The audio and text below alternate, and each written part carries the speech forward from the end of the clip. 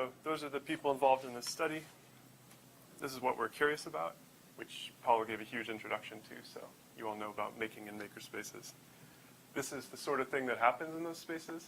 Kind of like controlled chaos, I think is the best way to describe it, which makes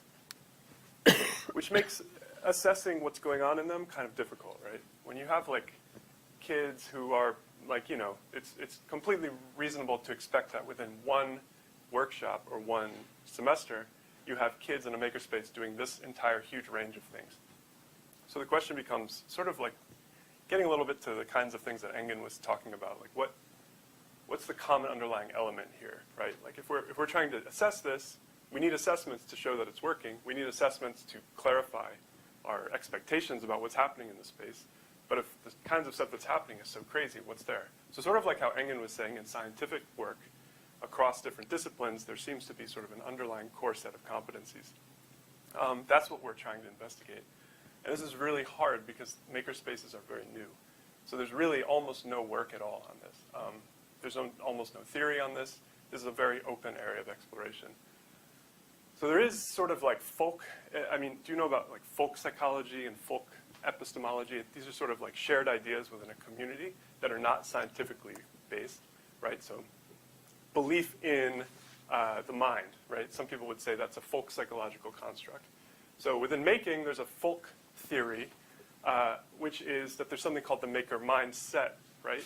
This is an idea that going and working in makerspaces and building stuff somehow fosters this general set of competencies. However, no one really likes to nail it down, because as soon as you nail it down, it can be tested, and if it can be tested and it's shown to not exist, then the whole house of cards falls apart, right? So luckily, as researchers, we're okay taking those risks, right? So we've made a couple commitments. One of them is that, and again, this is going from extremely vague to mostly vague, you know, we're kind of like slightly narrowing the scope here. So something we're interested in thinking like an engineer, which, you know, you could argue it's just another way of saying a maker mindset. So we haven't really specified anything. So here are the 3 research questions we have. And by the end of this talk, hopefully I'll show you that we have managed to specify this a little bit and shown that there's a little bit of evidence for this idea of a general set of competencies. So anyway, number 1, do they think more like engineers? Number 2, can we capture it? Number 3, if it does occur, can we look more closely at the data, right? Get into some data mining stuff for our audience here. So novices, these are the people that we're curious about. These are high school students who came into our lab, which is over there, and worked for an entire half of a year of school in our lab. And it was a physics class. And so the way that this was structured is that if they did a good job in their physics class, they got to come to the fab lab, again, sort of like Paula was saying, and work on projects that were a little bit more fun, motivating, and engaging. Unbeknownst to them, we had a feeling that this was also beneficial to them in a more educational sense. So, I mean, motivation is obviously an important part of education, but we're interested in learning and changes in core competencies. So yeah, anyway, we split the novices into pre and post. So it's a pre-post design. The intervention is coming into the space and doing a workshop, learning how to laser cut, learning how to use 3D printers. And together what they did is they built something called a Rube Goldberg machine. So they built a large machine where each group was responsible for a component in the machine. The machine, you trigger one thing at the start of the machine, and there's a sequence of reactions, a chain reaction, a causal chain that goes from start to finish. Right? That was their project. So they were like, yeah, it's fun. So we did this pre, we had them do a task, did the intervention, which is the workshop. Post, we had them do the task, and we wanted to look for changes. But if we're going to get into thinking like an engineer, what we wanted to do as well was have a group of experts who are graduate mechanical engineering students at Stanford do the same task, right? So that gives us a sort of, it's like, you know, ground truth, so to speak, right? If we have the actual real engineers, their performance on the test, we can see, do the novices move more in that direction? So here's the test. This is called the gearbox. And so what we did is we gave them this. We didn't give them instructions, and we didn't give them this. We didn't give them a picture of the end result. And their job was to have, in 5 minutes, put this into this with no instructions, no picture of what they're supposed to do. right? And that was not the project that they worked on doing the... No, no, no. This is not the project that they worked on. In fact, we kept this thing under lock and key because if anyone even saw that, they make much better progress, right? So this was kept in a very secure, locked location. No one could see it. No one, until the entire study was over, even saw what it looked like finished, right? So what do you think? Do you think you could do this in 5 minutes? That was the pre-workshop. Pre and post. So I'll tell you what. Do you think the mechanical engineers could do this? Do you think anyone could do this? Well, here's the answer, which is no. No one can do it, right? This test has no one hit the ceiling on this test, right? These are usually we do a trick where we ask you to guess who are the mechanical engineers and who are the novices, but because we don't have a lot of time, these are the mechanical engineers, these are the novices, right? You almost can't tell the difference. So now the question becomes, is this a useful assessment? What can we pull out of this assessment? If we can't just measure, did you get it or not, as in a binary sense, what's left to measure? Was there any hint of what for the device was? No, because that's what we're interested in. One of the things that we're really curious about is, can people imagine or perceive what the pieces are for and what the final version looks like? Because I would make something that would be useful for something. Yeah. But a friend of mine would just make a robot, just like gluing the pieces and making something fun. Right. Arts. The question maybe is like the engineers, they did something beautiful. There is no, so this is the question, this is where I'm going. Based on this study, that's one of the directions I'm going in, is placing it into a context where it has a clear use and letting that context shape, or studying the interaction between the context and what people do. But for this study, there's no context. So mechanical engineers, high school students, none of them have a context. There's no use for this thing, right? Well, it's almost impossible. I would say I'm an engineer myself. Oh, no, no, no. This is supposed to be impossible. So let's get into the analysis. So the first thing we did is we came up with a way to measure how close they got to being finished, right? An obvious sort of like, so that we came up with 11 points, 11 moves that you had to do to get this thing finished, right? And the idea was if you were a 0, no progress. If you were 11, it was finished. And anywhere in between was a sort of, a scale in terms of how close you got, a distance metric, if you will. I'll skip the reasons, or the actual coding, but what we did find is that that worked as a way to differentiate between experts and novices. The expert group had a median of around 6. That's the median, right? But the average is a little bit higher than that. So it got more than halfway there. Before the workshop, our median was about 2. The average was even below a 2.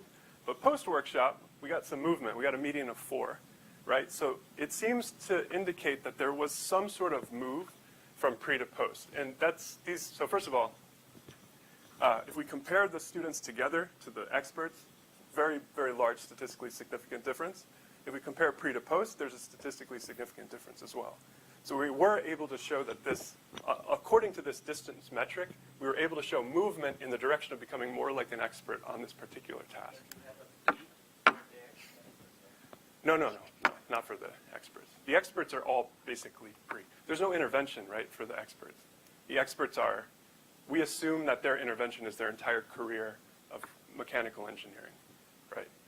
Right, but if understood correctly, the pre-test was built this thing here in 5 minutes, Right. right? Yeah. And you have that for experts as well, right? The experts just do it once. The experts, it's kind of like a gold standard, right? Like, we would expect, okay, so we did a pre-test and a post-test with an intervention in between. And so Yeah. yeah. I got that, but you also test like, if understood correctly, at the end you ask the experts, okay, these are the instructions, build this, Oh, right?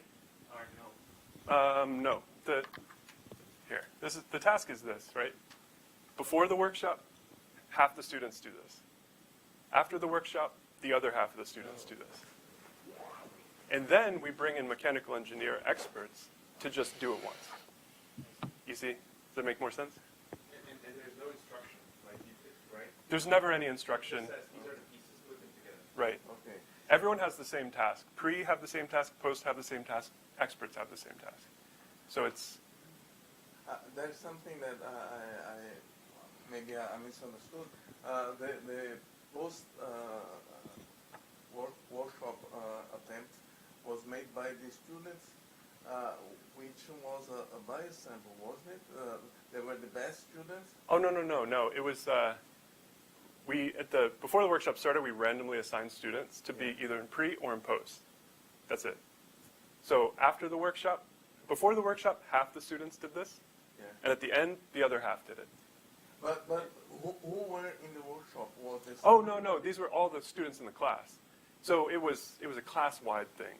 Okay. It was an entire class, right? It was if the class as a whole does their homework, right, you get to do this thing. So it wasn't like they excluded children.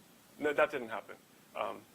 Yeah? That's a collaboration with there was a collaboration with Yeah, a teacher. I failed to mention this. Called the Academy, and this teacher just wanted to do this like year workshop with the kids. Yeah, it's a collaboration that had been going on since before I started. Paulo set it up with East Palo Alto Academy. Right. Got it. Okay. So anyway, we have this nice result here. Experts at before novices, improvement from pre to post. So we get a sense that there's something. This is measuring something, right? We see a change. The Maker Workshop is sort of working. So now we wanted to dig deeper. So I think I have like 2 minutes. So we wanted to understand the differences. We wanted to see what was different. So what we did now is we actually coded actions.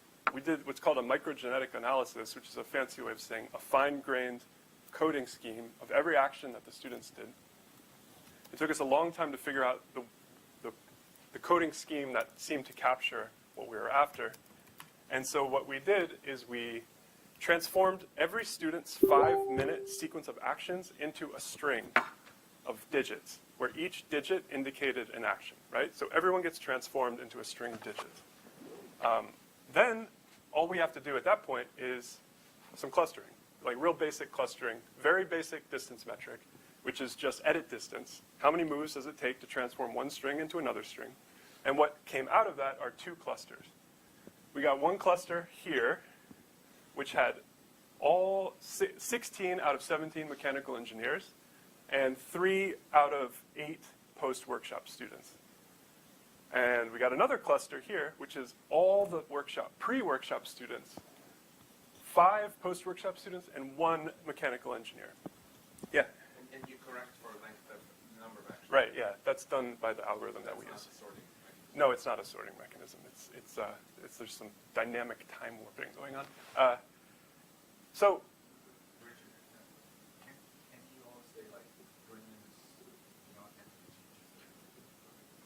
okay, anyway, that's really the end, is that we found this difference, we found this cluster, and we found, this is again an interesting thing, the post-workshop students split across clusters. I think it would be safe to say this is the expert cluster, right? 16 out of 17 in this cluster. We've got a split of the post-workshop students, which again indicates some movement. And so what we did finally is we looked at their actual actions. We looked at the cluster, like each cluster, right? What makes the clusters different? And here's what we found. We ended up naming them affordance aware and affordance blind. And what that means is you either saw the important aspects of the puzzle or you didn't, right? And so here are some important aspects. Rotation, meshing gears, putting axles into brackets. Those are important actions. And then we had unimportant actions, which is like connecting the magnets, like you said, to make sort of like robots that move and things like that. And the way that we sort of classified these are, is this, did you need to see the fact that the gears mesh in order to complete the puzzle? Did you need to see the fact that there was rotation of wheels in order to complete the puzzle? Did you need to notice that there were axles that went into holes in order to complete the puzzle? Right? That's sort of what we were looking at. And we found that that was the distinguishing factor that separated one cluster from another cluster. So to go back to this, in rotation, this is the expert affordance aware group, many more rotations than the affordance blind group. A big difference here, twice as many. It gets even more stark than this. Meshing gears, this group almost never meshed gears, right? almost zero gear meshings, which is crazy because when you look at this puzzle and tell me, like, all it is gears. So they didn't, so anyway, to skip right to the end, and this is why this is, you know, fun research, and this is where we're jumping off from, right? This is where now my PhD is going in this direction, is looking at how the relationship between perception and expertise is a very interesting relationship. And we have a little bit of evidence here that, number one, there's a relationship between being able to perceive the relevant and important affordances and being an expert. And number two, that there's something about working in makerspaces and putting things together that makes people more able to see those things, aka making them more like experts, right? So this is obviously preliminary work, but it's work that I think has legs. I think it's work that ties into other people's work, like Engen's work. Engen's work leans heavily on this idea. And yeah, so that's it. So thank you.